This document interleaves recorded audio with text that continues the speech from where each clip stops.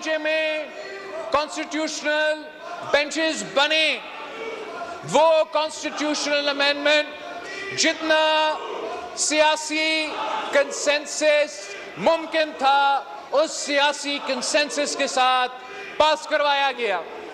ہم نے مولانا فضل الرحمان صاحب سے انگیج کر دیا تھا اور مولانا فضل الرحمان صاحب نے پی ٹی آئی کے ساتھ ایس آئی سی کے ممبرز کے ساتھ باقی ہمارے اپوزیشن بینچز پہ بیٹھے ہوئے جو دوست ان کے ساتھ انگیج کر کے ایک کنسنسس بنایا.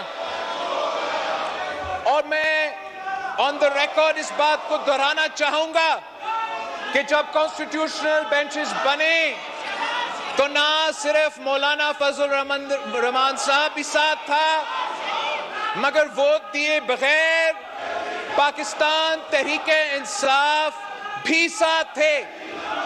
پاکستان تحریک انصاف کے اعتراضات کے بعد پچھلی دفعہ ہم نے آئینی عدالت کے بجائے آئینی بینچ بنایا.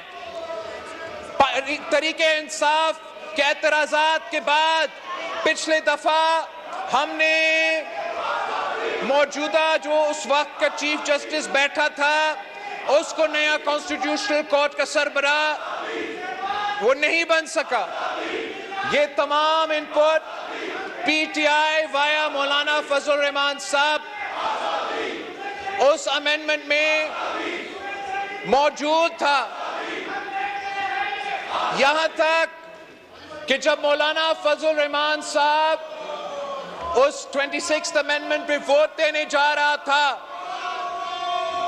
اس نے پی ٹی آئی سے اجازت مانگا کہ اگر آپ اجازت دیتے ہو تو پھر میں اس پہ ووٹ ڈالنے جاؤں, آپ اگر منع کرتے ہو تو میں ابھی بھی ووٹ نہیں ڈالوں گا.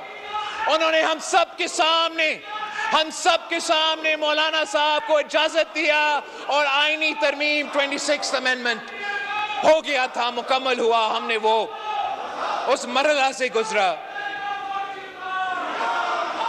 آج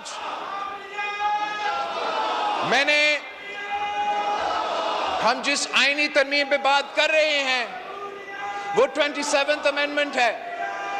اس میں ہم نے جو تبدیلیاں 26th امینڈمنٹ میں لے کر آئے تھے وہ جو چارٹر آف ڈیموکریسی کے نامکمل وعدے تھے وہ ہم مکمل کرنے جا رہے ہیں.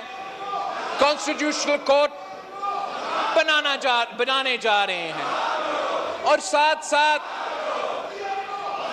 جو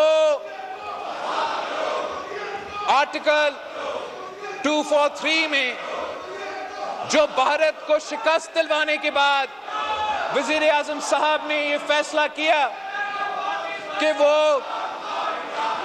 ہمارا آرمی چیف آف سٹاف کو فیلڈ مارشل بنائیں گے. ہم نہ صرف اس فیلڈ مارشل کی رینک کو عہدہ کو آئینی تحفظ دلوا رہے ہیں مگر جو ڈیفنس کی ہمارا آئین میں جو ڈیفنس کے انسٹیٹیوشنز میں ادارے ہیں ان کے بارے میں کچھ ترمیم لے کر آ رہے ہیں.